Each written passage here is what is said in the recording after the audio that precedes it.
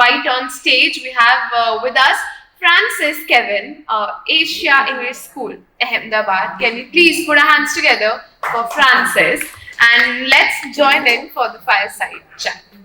Okay, so first of all, welcome and thank you so much for joining in and agreeing to be the first one to be on the stage and talk. Put in the hot seat right at the beginning of the day. It does feel like a hot seat, and a lot of questions are going to pour in. To start with, we are here talking about the initiatives of different schools that are taken by different schools about either skill development or Olympiads, and how we are inculcating the overall development of the student who is with us in the schools, and how can we cater to everything with studies, but also how can we prepare them for the outside world.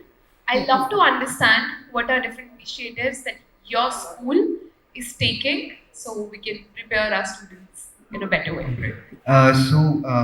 I come from Asia English School in Ahmedabad.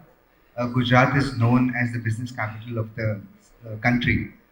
So, when we prepare our children for skills, the first thing that we need is understanding of what skill is. Teaching them business subjects doesn't make them skilled. Sending them for internships, sending them for conferences, making them talk with experts in the field, that's how skills are developed.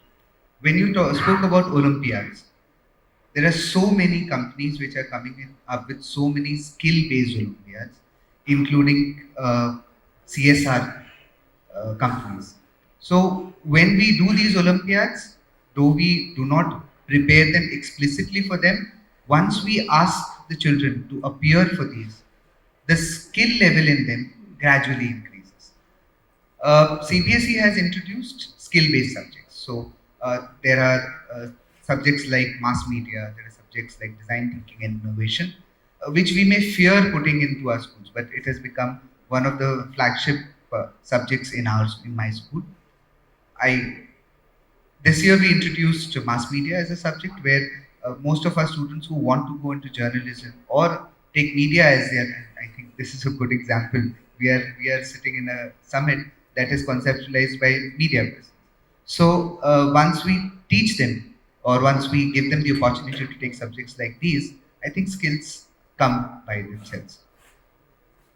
I'm actually awed by schools who are taking such initiatives. I think being present with everyone here in the room. I think a lot of us would agree with this if we go back to our school days 10 years back or 20 years back. And we used to participate in extracurriculars. We all used to listen that, oh, you're wasting your time. You should focus more on studies. Do we agree with this? Yes? No? Yes? It used to happen with us a lot, and thank you for agreeing with me, ma'am. Moving ahead, a very similar question that I like to pose, that, I'm sure that if students are participating in a lot of, different activities and different extracurriculars, I'm sure that there would be significant challenges that students would be facing. How do you help them with, if they're going outside and participating into different things? How do they cope up with this studies? So I believe that giving children exposure makes them good citizens. So if we do not give them the exposure that by sending them to competitions, because some of us feel that if they fail, they would give up. But that's not the point. The point is teaching children to deal with failure.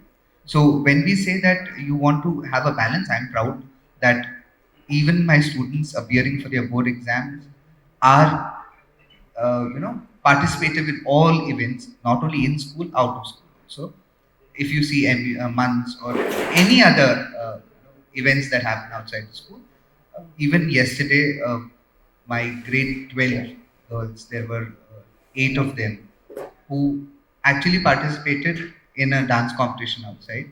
So the idea is to tell them that, okay, education is important, but doing what you love is more important. Yes. So I think my take on that is that challenges, yes, parents do say that, padhai ka kya. But then that depends on how you counsel the parents, how you tell them that even this is important. So I have my teachers' children also in my school, and when they say these kind of things, we generally have a chat and we say that see, studies are important, but if the child doesn't do what they love, then they are bound to face disappointment later. You've already involved parents in this. Yes.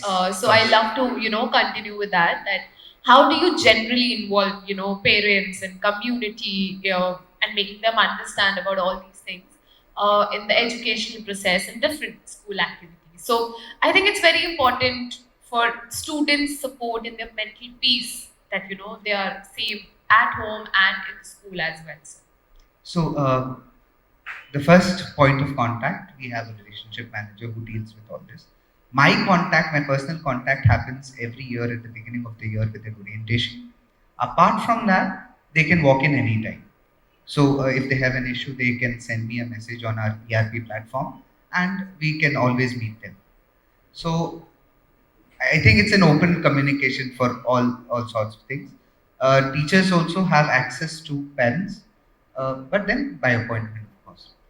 Uh, the counselor is also involved in case we need a certain help from the counselor, and at that time, parents are also called and made aware. Mental health initiatives are looked down upon, but with all the knowledge that is around us today, seeking help is not a taboo. So that's what we are trying to break in our school as well. Superb. Thank you so much for sharing all the knowledge and the initiatives. Can I say something else? Yeah, Just please, go ahead. one thing. Uh, the concept that I have started in my school over the last 3 years is breaking down of streams. So we do not have 11 science, commerce, arts as you normally have. Students are allowed to choose subjects from science, commerce, and arts together. So I have some students taking business studies, political science, legal studies, and entrepreneurship together. One of them has taken physics, chemistry, legal studies and computer science together. So we call it liberal 11 and 12. So I think once this also catches on, it will become easier for students to choose subjects of their choice. With the coming of NEP and breaking of the silos, it is very important that this thing is taken forward. That we break down the streams, we break down those silos where children are kept in science. I understand that if they want to become doctors or they want to pursue pure sciences, they need to take physics, chemistry, and maths, or physics, chemistry, and biology. But then other students should also be given an opportunity to explore other subjects. We should be concluding this, but when you're telling this, how does this work for the educational process and markings and I mean, I'm sure that there's a structure. As you mentioned, if a child wants to be a doctor, they need to go through certain subjects and learning. Yes. So how does it work for School education is not meant to create professionals. School education is meant for children to get a career pathway. Even if a child takes computer science in grade 11 and 12, which is the highest level of computers in CBSE, the engineering colleges and the BCA MCA colleges, they do a orientation for the child or a bridge program for the child before they go into the computer science, before they go into the degrees. So that shows that there is a significant gap in what we teach at school and what they do in college. So what my take on this is very simple. School education is meant to give a career pathway. It is not meant to make professionals. So in that way, if you see that the subject knowledge that has to be given is on a primary level. Whether it is in 9th and 10th, we ask them to take 6 subjects. Why? So that they understand that what are the subjects and what are the things that are involved in it. In 11th, 12th, there is some degree of specificity that comes into it. But that is not meant to give them a total knowledge of it. It is meant to create a career pathway. So I am trying to give them that career pathway that if tomorrow they want to do bachelor's in commerce or whether they want to do bachelor's in arts, they can do both. Sounds interesting. Everyone, can you please put our hands together? And I'm sure that we're going to take back a lot of learnings today. Thank you so much, Kevin, for sharing that.